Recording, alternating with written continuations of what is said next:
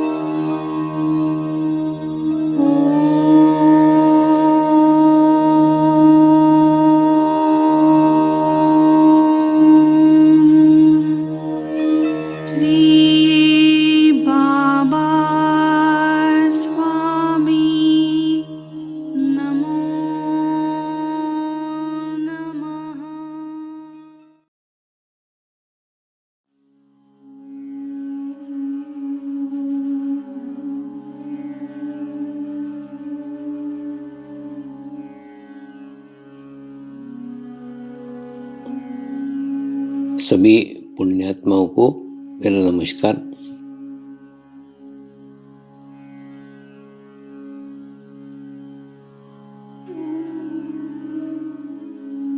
गुरुर्ब्रह्मा गुरुर्विष्णु गुरुर्देवो महेश्वरा, गुरु साक्षात परब्रह्म तस्मै श्री गुरवे नमः।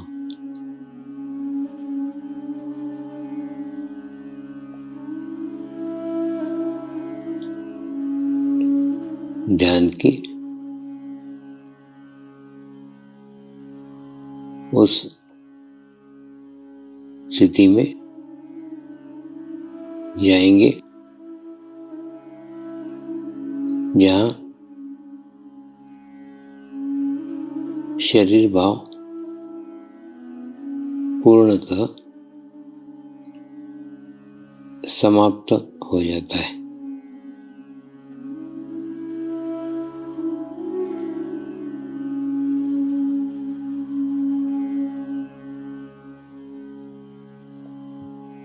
अपने पूरे शरीर को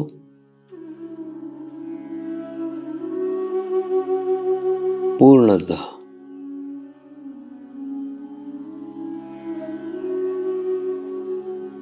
शिथिल छोड़ देंगे, एकदम रिलैक्स हो जाइए।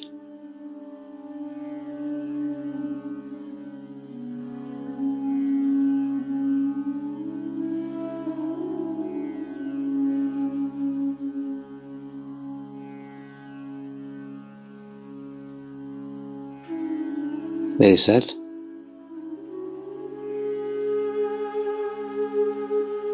मंत्र का उच्चारण करेंगे।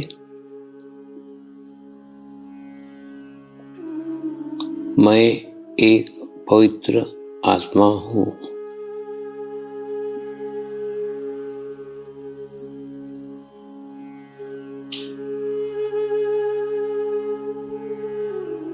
मैं एक शुद्ध आत्मा हूँ।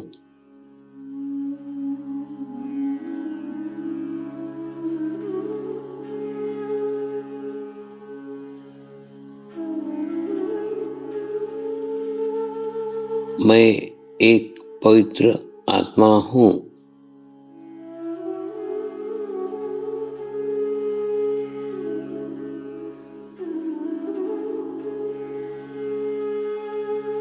मैं एक शुद्ध आत्मा हूँ।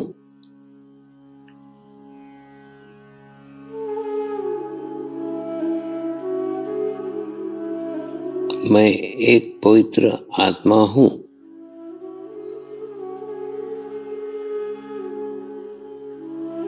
मैं एक शुद्ध आत्मा हूँ।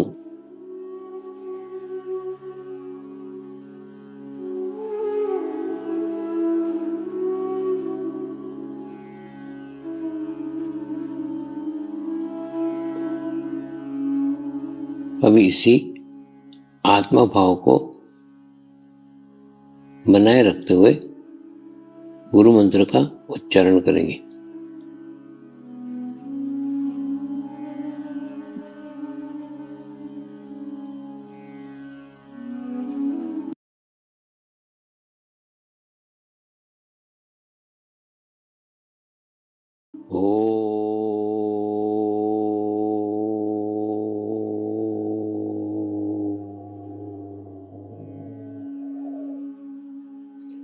श्री शिवकृपानंद स्वामी नमो नमः।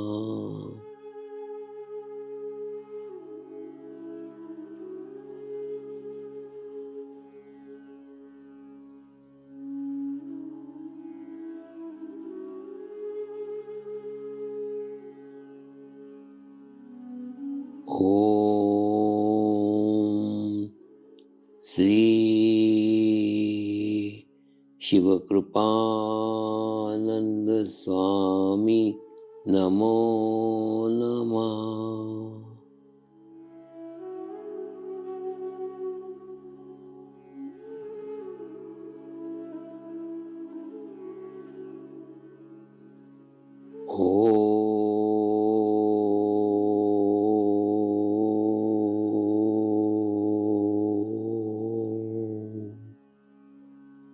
श्री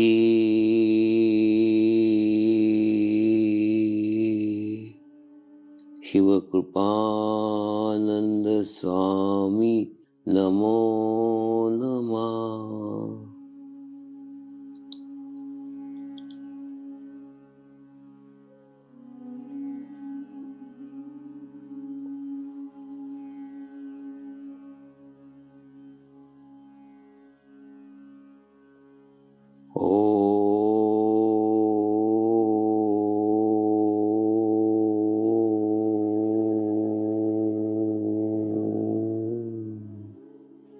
श्री शिवकृपानंद स्वामी नमो नमः।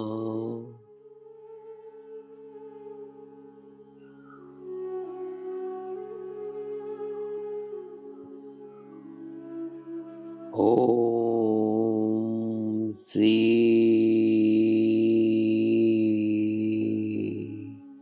शिवकृपानंद स्वामी नमो नमः।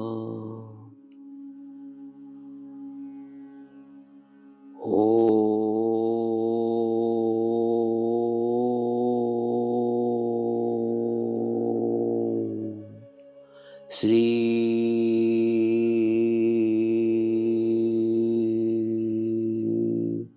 शिवकृपानंद स्वामी नमो नमः।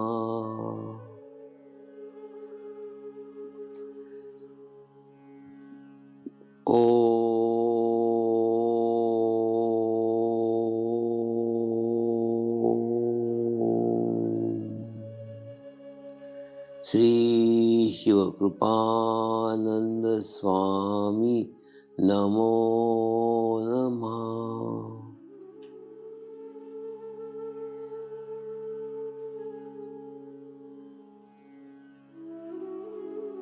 ओम श्री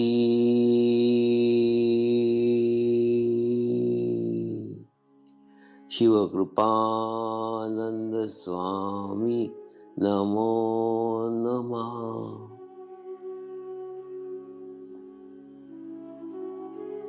ओम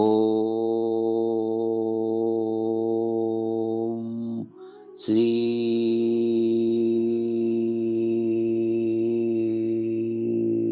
शिवकृपानंद स्वामी नमो नमः।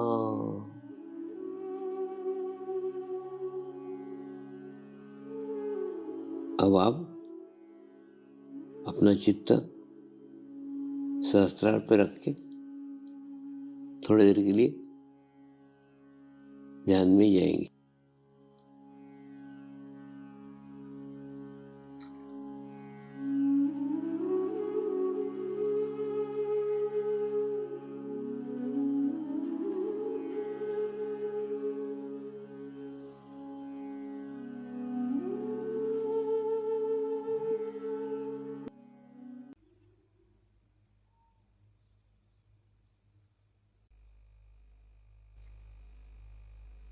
कई बार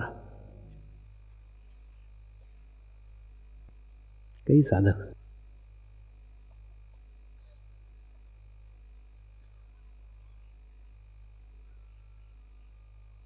यहाँ की कुछ व्यवस्था के बारे में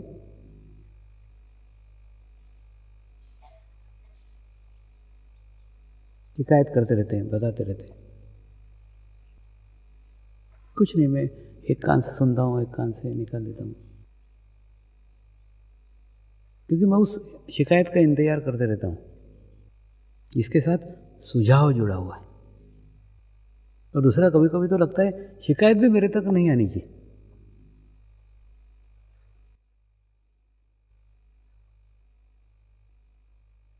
जब मेरा भाव है कि आश्रम मेरा है, तो प्रत्येक साधक का भाव होना चाहिए कि आश्रम उनका है।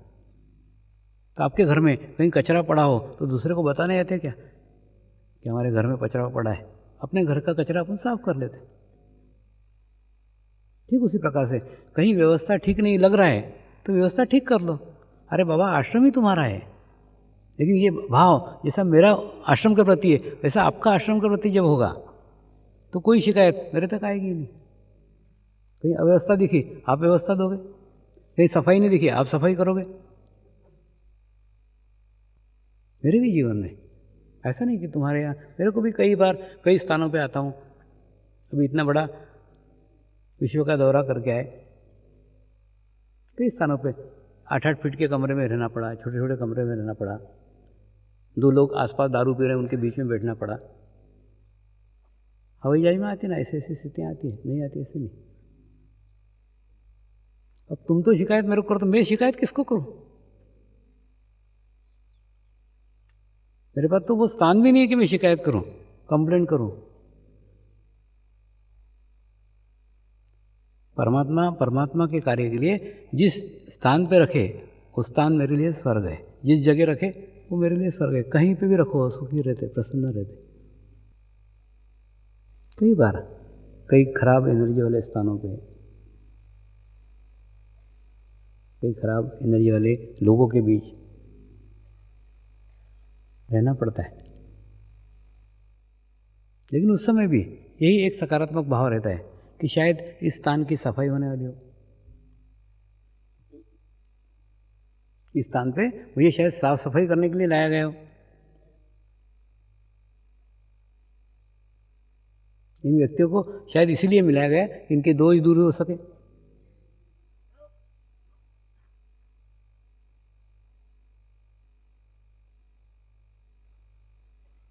तो फिर किसी व्यक्ति से कोई शिकायत नहीं होती, किसी स्थान से कोई शिकायत नहीं होती, किसी कार्य से शिकायत नहीं होती, क्योंकि गुरु चरण के ऊपर चित्त होता है और प्रत्येक कार्य गुरु का कार्य है। ये समझ करके उस कार्य को करता हूं। फिर खराब व्यक्ति मिले तो भी उनकी तरफ चित्त नहीं होता, खराब स्थान मिले तो भी उस तरफ चित्त नहीं होता, खराब परिस्थितियां मिले तो भी उसकी तरफ चित्त नहीं होता। सारा टेंशन, सारा चित्त केवल गुरु चरण पे होता है और गुरु चरण पे चित्त रख के ही गुरु कार्य करते हैं।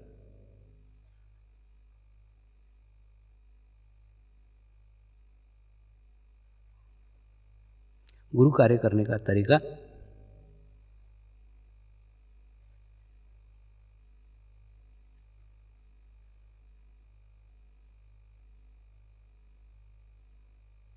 गुरु चरण पे चित्त रख के कार्य करना।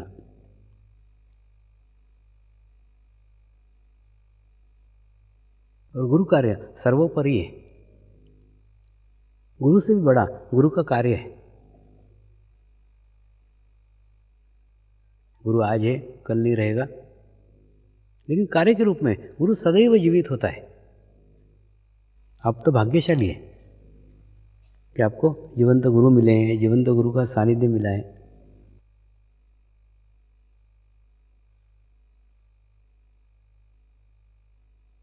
मुझे तो मेरे जीवन में बहुत कम मिला,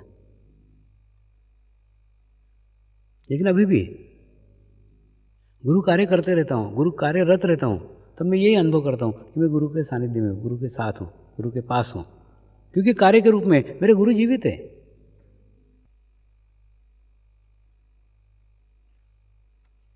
तो गुरु कहाँ रखना चाहता है, किसके साथ रखना चाहता है, किस परिस्थिति में रखना चाहता है, ये गुरु का क्षेत्र है, अपना थोड़ी। तो उस ओर विचार ही नहीं करते कि कहाँ रह रहे हैं, किसके साथ रह रहे हैं, किस घर में रह रहे हैं, कुछ नहीं। तो गुरु कार्य गुरु चरण पे चित्त रख के होना चाहिए।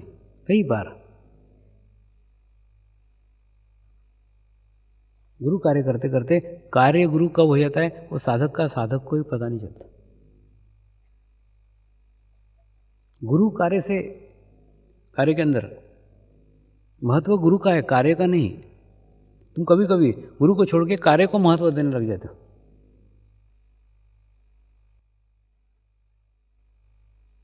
कार्य महत्वपूर्ण हो जाता है, गुरु बाजू में रह जाता है।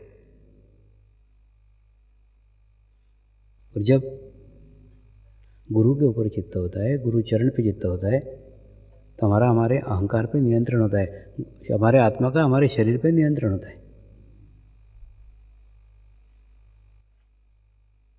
जैसे ही हमारा चित्त गुरु पे से हटके कार्य के ऊपर चला जाए, कार्य गुरु हो जाए, प्रधानता कार्य को हो गई, गुरु का अंत हो गया, गुरु समाप्त हो गया, गुरु शून्य हो गया, गुरु लुप्त हो गया, गुरु छूट गया।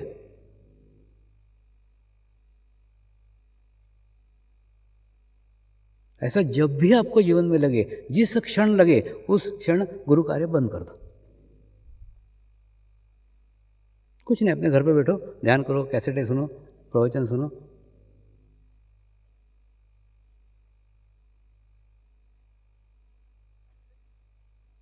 आप किसी भी पोस्ट पे हो, कोई भी पदाधिकारी हो, कितने भी बड़े पदाधिकारी हो, उसी क्षण घर बैठ जाओ।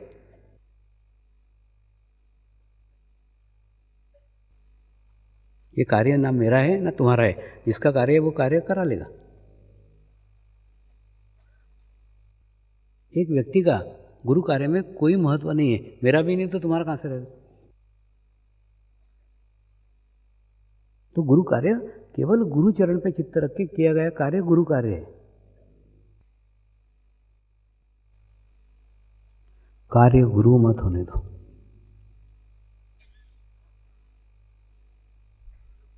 कार्य को प्रधानता मत दो। कार्य को दी गई प्रधानता तुमको राइट साइड में ले जाएगी, तुम्हारे में अहंकार निर्माण करेगी। और जब तुम अहंकार में चले गए,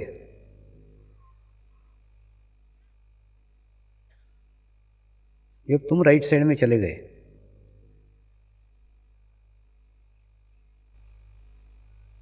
तो गुरु से छूट जाओगे, आत्मा से छूट जाओगे। आत्मा बीच में, मध्य नाड़ी में, बीच में है। कुछ नहीं, संतुलन करो अपने आप को।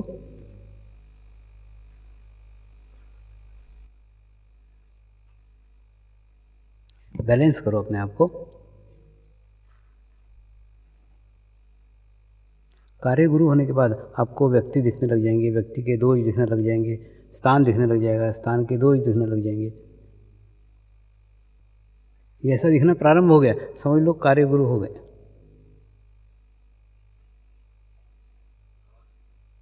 अरे बाबा, जैसे एक आधे स्कूल में नौकरी करते हो, तुम्हारी प्रिंसिपल के साथ नहीं पटती, तो तुमको भी मालूम है प्रिंसिपल की भी एक दिन बदली होने वाली है, तुम्हारी भी एक दिन बदली होने वाली है। तो तुम उस झगड़े को ज़्यादा महत्व देते हो क्या? नहीं देते। मालूम है अगले साल पता नहीं है प्रिंसिपल रहेगा यहाँ कि नहीं रहेगा। प्रिंसिपल भी जा सकता है या आपके कहीं ट्रांसफ़र हो सकती है। यानी दोनों ही शाश्वत स्वरूप में वहाँ नहीं है, ना प्रिंसिपल शाश्वत स्वरूप में वहाँ है, ना तुम उस शाश्वत स्वरूप में वहाँ हो। तो जब दोनों ही शाश्वत नहीं है, दोनों ही पक्के नहीं है, तो झगड़ा पक्का क्यों होना चाहिए? तुम क्या सोचते हो, अरे जान दो, अगले साल ये तो ये चला जाएगा, मैं कहीं चली जाऊँगी, मैं कहीं चला जाऊँ। तो यहाँ पे पदाधिकारी भी स्थायी नहीं है, हर 3 साल में आते हैं, 3 साल में जाते हैं। तो किसी पोस्ट होल्डर के कारण तुम्हारा समर्पण छूटना नहीं चाहिए, ये भी एक परीक्षा है। कई बार कई पोस्ट होल्डर के बुरे बर्ताव के कारण कई साधक समर्पण ध्यान से छूट गए, लेकिन वो भी निमित्त बने ना, वो भी निमित्त बने उसके। तो तुम निमित्त को महत्व मत दो। जैसे कई बार होता कि नहीं, एखादा लड़का एखाद्या लड़की से प्यार करता है, तो प्यार करने के बाद में वो लड़की उसको ठुकरा देती है, तो वो लड़का सुसाइड कर लेता है, आत्महत्या कर लेता है। वो आत्महत्या क्यों करता है? वो लड़की ने मेरा प्रेम स्वीकार नहीं किया, इसलिए मैं आत्महत्या कर रहा हूँ, तो बहुत दुखी हो गया।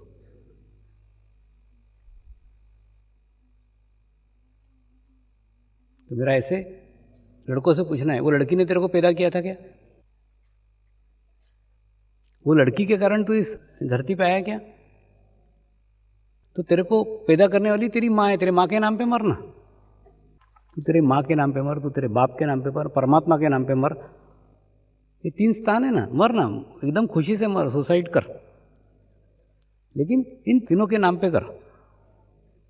माँ को बोल तेरे कारण मैं परेशान हो गया, सुसाइड कर रहा हूँ। बाप को बोल तेरे कारण परेशान हो गया, सुसाइड कर रहा हूँ। भगवान को बोल तेरे कारण परेशान हो, चले। लेकिन उस लड़की के नाम पे मर रहा है, जो लड़की ने ना तो तेरे को पैदा किया, तेरा कोई संबंध ही नहीं उस लड़की से। तो तेरे को इस धरती पे लाने वाली एक और जाने वाली दूसरी, ऐसा कैसे हो सकता है? जिन्होंने लाया वही तेरे को ले जाने का अधिकारी है, उनको हक है तुझे वापस भेजने का। ठीक इसी प्रकार से समर्पण में तुम आए स्वामी जी की इच्छा से, स्वामी जी के कारण, तो जाओ भी स्वामी जी के कारण ना। जो स्वामी जी तुमको लात मार के भगा दे तो चले जाना। जब तक वो नहीं भगाते तब तक कोई निमित्त मत बनाओ।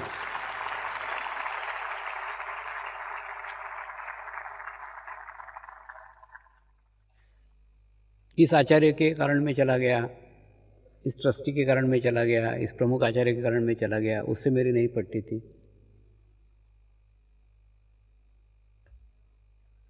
और मैंने बताया ना, मेरी स्थिति तो समुद्र जैसी है, मैं किसी को निकाल ही नहीं सकता।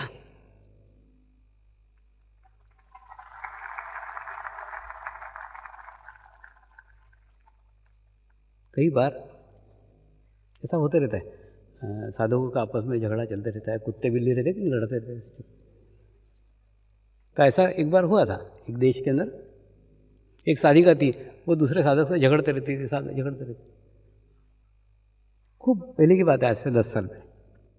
तो साधिका को मैंने बताया था, तो इसको लात मार के भगा देगी तो भी ये मेरे को छोड़ने वाला नहीं है, तो वो तो रहने वाला है। अब प्रश्न है तेरे को रहना है कि नहीं रहना है, ये सवाल है। क्योंकि वो तो जाने वाला नहीं है मुझे छोड़ के। अगर तेरे को मेरे साथ रहने का है तो उससे बना करके रख। तो उससे झगड़ करके तेरे को लगेगा तू रहेगी, तो नहीं रह सकता ना। और 10 साल बाद भी आज भी वो साधक जुड़ा हुआ है, क्योंकि मुझे पता था, अरे बाबा ये संबंध इस जन्म का नहीं, ये पूर्व जन्म के संबंध है। कौन रहने वाला है, कौन जाने, सब पता है।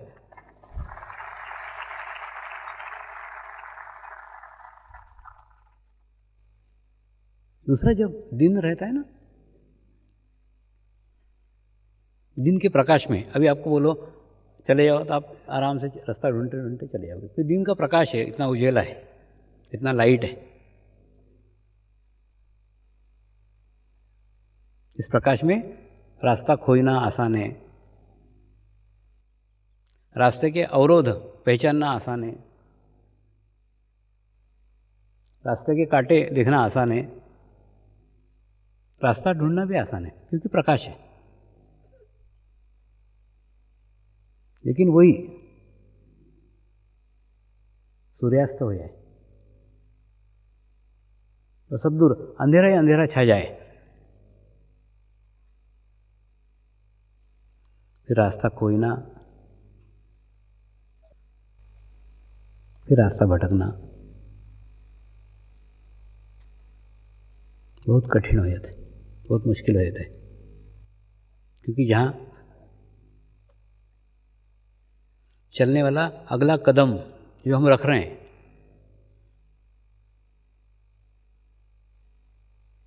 वही सही स्थान पे रख रहे हैं कि नहीं इसका भी पता नहीं होता। तो किसी स्थान पे पहुंचना तो असंभव है।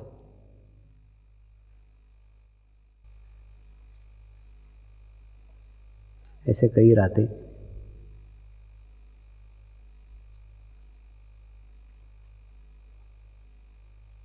मैंने भी हिमालय में गुजारी। अगला कदम जहाँ रख रहा हूँ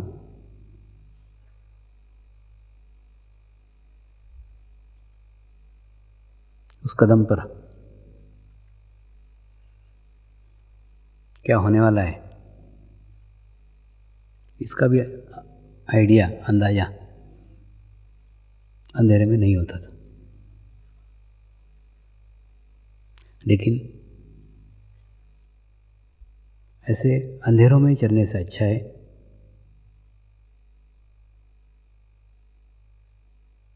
प्रकाश में चलो, सूर्य प्रकाश में चलो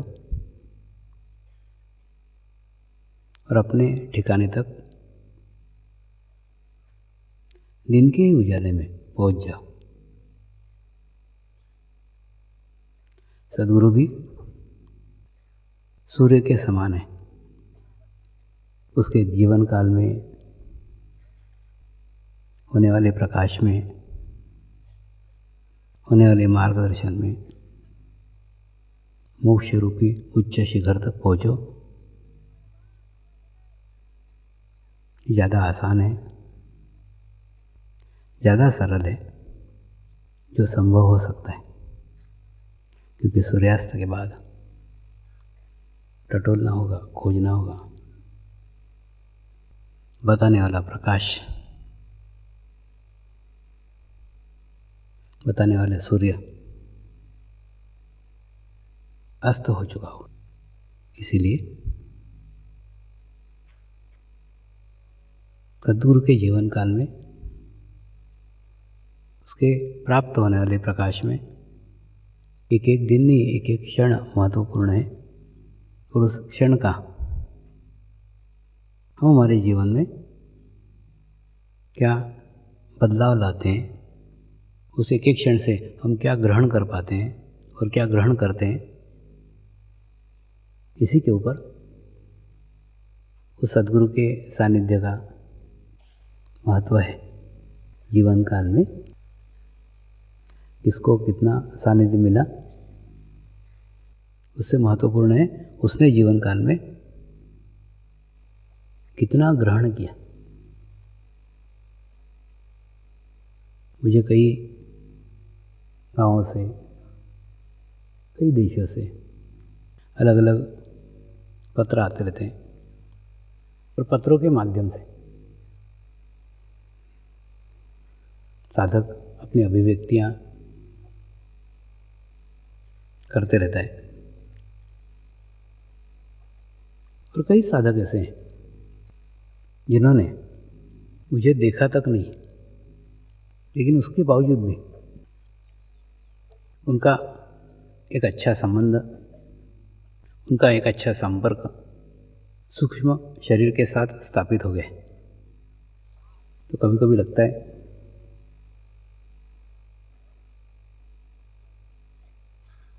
स्थूल शरीर और सूक्ष्म शरीर, इसका अंतर प्रत्येक साधक को पता होना चाहिए, मालूम होना चाहिए। जिस प्रकार से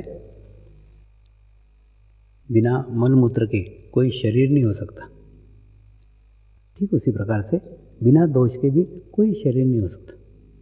कोई भी शरीर आया तो शरीर के साथ दोष आएंगे। तो मेरे भी जीवन काल में कई सद्गुरु आके गए, उनके गुणों का जिक्र, गुणों का उल्लेख मेरे पुस्तकों में, प्रवचनों में प्राय होता रहा है, लेकिन किसी भी गुरु के दोषों का उल्लेख मैंने कभी नहीं किया। कभी नहीं किया इसका मतलब नहीं होंगे क्या? होंगे ना। मैंने बताया ना, बिना मलमूत्र के शरीर नहीं हो सकता, बिना दोष के भी कोई शरीर नहीं हो सकता।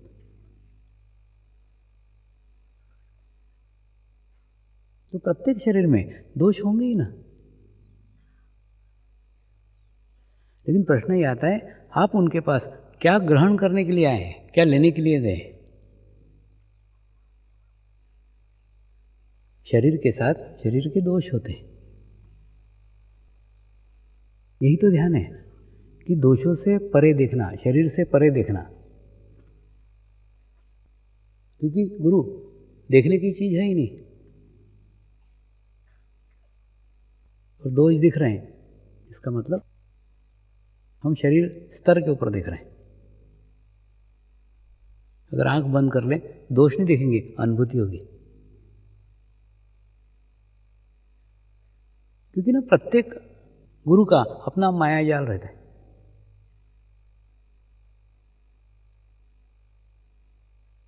उसके कृत्यों से, उसके कर्म से, उसके बोलचाल से, उसके व्यवहार से उसको जाना ही नहीं जा सकता। आपको आंख बंद करके सोचना चाहिए, इस शरीर में क्या ऐसा है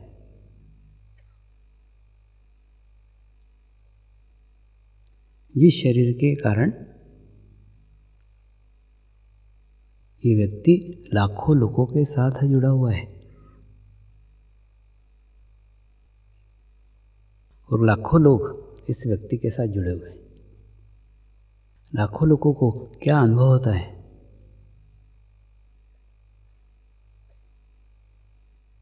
लाखों लोगों को क्या अनुभूति होती है?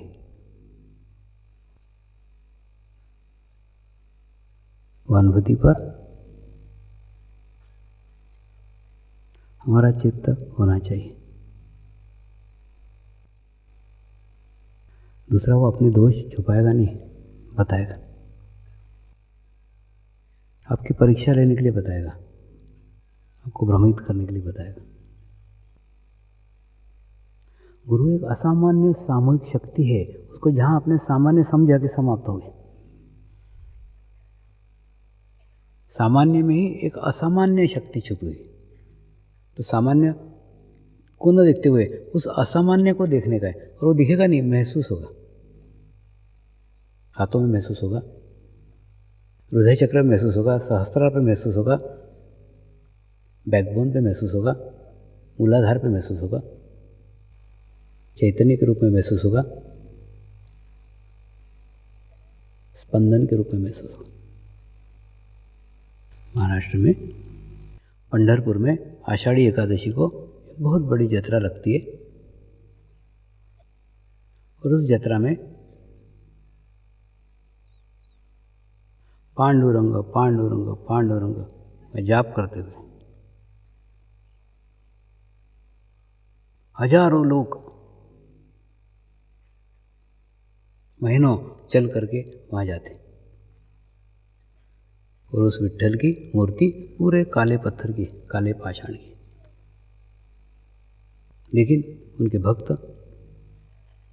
उनके प्रेम में, उनके प्यार में इतने डूब जाते हैं, इतने विलीन हो जाते हैं कि वो काले पत्थर की मूर्ति भी उनको सफ़ेद पत्थर की दिखने लग जाती। यानी काला रंग जो दोष है, वो दोष भी नहीं दिख रहा है। इसीलिए वो बोलते हैं पांडुरंग है ना, सफ़ेद रंग का, मूर्ति है काले रंग की। ठीक इसी प्रकार से सद्गुरु वो स्थान है, सद्गुरु वो जगह है जिस जगह आपको शरीर से परे, शरीर से ऊपर होकर जाना पड़ेगा। जीवन में एक स्थान, जीवन में एक जगह सद्गुरु है जहाँ आप दोष विरहित देखते हैं। दोष हैं लेकिन नहीं देखते हुए उसके ऊपर झांकने का, उसकी अनुभूति पे ध्यान देने का, उसके अनुभव पे ध्यान देने का। जहाँ आपका चित्त अनुभूति पे गया, दोष दिखेंगे ही नहीं। दोष अनुभव नहीं होते, दोषों की अनुभूति नहीं होती। चैतन्य की अनुभूति होती।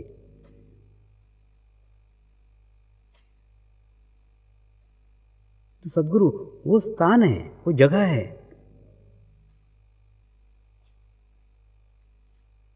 जिस स्थान पे हमको दोष विरहित होके जाना पड़ेगा।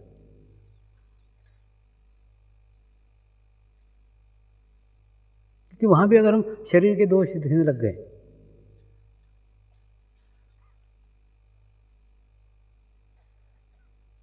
तो उसको तक कुछ नहीं समाप्त होगा, अपना सब कुछ समाप्त हो जाएगा।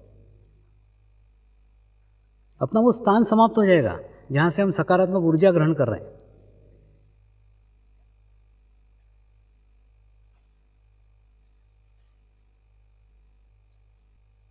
इसीलिए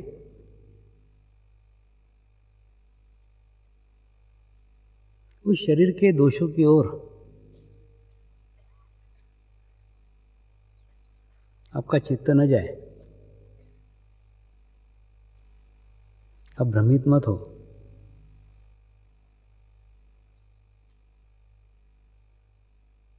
आप असामान्य चैतन्य शक्ति को सामान्य न समझो।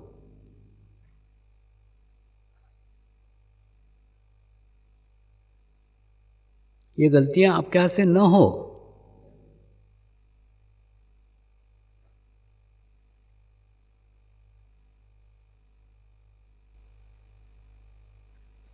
इसका मैं प्रयास करते रहता हूँ, प्रयत्न करते रहता हूँ। क्योंकि जब तक मैं आपको नहीं मिलूंगा तब तक मिलने की चाह,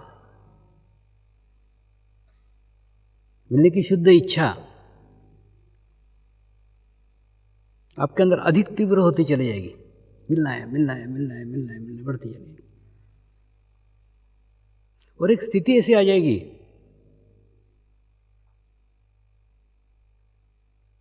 एक अवस्था ऐसी आ जाएगी जिस अवस्था में आके मिलना कोई मायना ही नहीं रखता। आप अनुभव करोगे स्वामी जी मेरे ही अंदर है, तो मिलना किसको? मिलने के लिए कोई दूसरा होना चाहिए, कोई बाहर होना चाहिए जिसे जाकर तुम मिला जा सको। लेकिन जब मिलना चाहते हो तो बस आंख भर बंद करने की, यहाँ पलक झपकाई, भीतर दर्शन हो गए।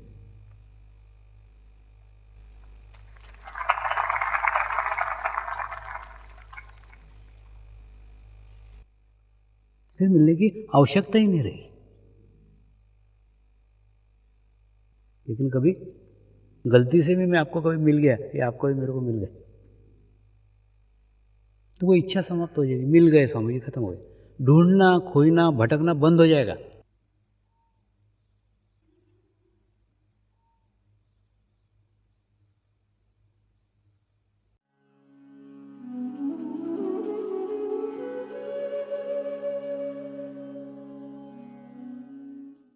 अब हम प्रार्थना करेंगे सभी आत्माओं की आत्म उन्नति हो, आध्यात्मिक प्रगति हो। यही हमारी प्रभु से प्रार्थना है। नमस्कार। जय आत्मेश्वर।